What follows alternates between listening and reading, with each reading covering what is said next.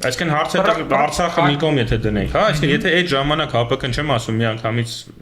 հրթիռներով, հա, ասենք հարձակվեր Ադրբեջանի վրա, գոնե մի հատ հստակ հայտարարություն ընդուներ, որ մենք դատապարտում ենք, որ եթե սա շարունակվի, մենք կմիջամտենք եւ այլ, դա էլ չեղավ։ Նույնիսկ եթե ինքը հիմա ասի կամ միգուցե ձեռի հետ նաեւ ասում է, որ չէ, խոսքը այն մասին է, որ այո, էլի Հայաստանի տարածքի մասին է, բայց չգիտեմ, ասենք խոսքը այն մասին է, որ դուք արդեն